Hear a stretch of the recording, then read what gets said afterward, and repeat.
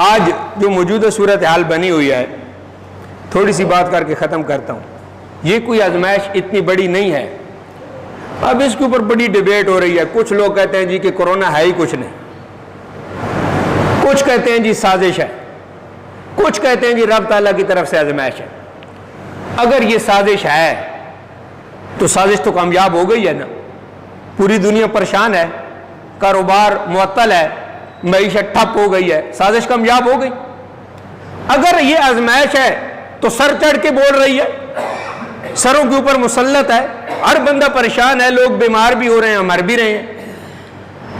अब ये मसला नहीं है कि ये साजिश है या आजमाइश है या वबा है, जो भी है मुअस्सर हो गई है, लोगों के अंदर डर पैदा हो गया है, लोग डर रहे हैं। अब इसका हल क्या है?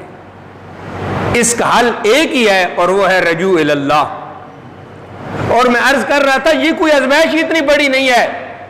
खबाब बिन अर्त रजी अल्लाह ताला अन्हु बड़े जलीलुल कदर साहबी हैं और जो लोग ईमान लाए हैं उनमें से पहले पहले लोगों के अंदर इनका शुमार होता है।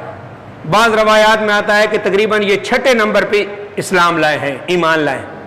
उनके बारे में आता है कि नबी मेहरबान सल्लल्लाहु अलैहि वसल्लम एक मरतबा बैतुल्लाह के साथ टेक लगा करके बैठे थे।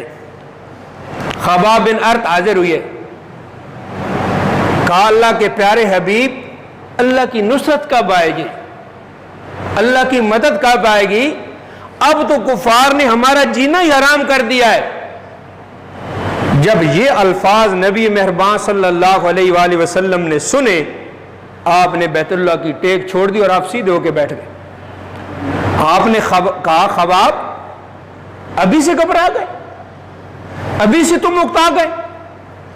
तुमसे पहले जो लोग गुजरे हैं, जो अहले ईमान गुजरे हैं, उनमें से एक बंदे को गड्ढा खोद कर जमीन के अंदर दबा दिया जाता और लोहे की कंगियों के साथ उसके जिस्म से गोश्त को अलग कर दिया जाता हड्डियों से, और एक ईमान वाले को पकड़ा जाता, जमीन के अंदर गड्ढा खोद करके, जिंदा और जावेद इंसान है, सर के ऊपर आरा रख के चलाया जाता और इंसान 2 हिस्सों में कट जाता, लेकिन वो अपने ईमान से नहीं फिरते थे।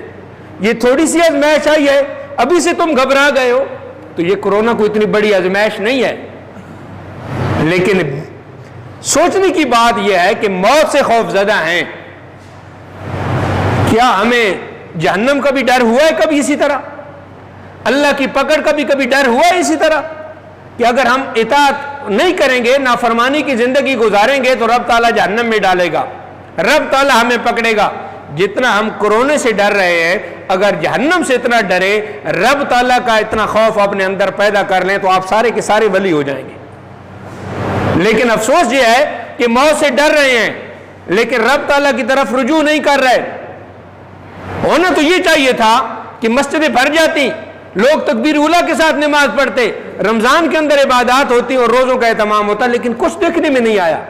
इसका मतलब यह है कि रब की तरफ रुजू नहीं किया।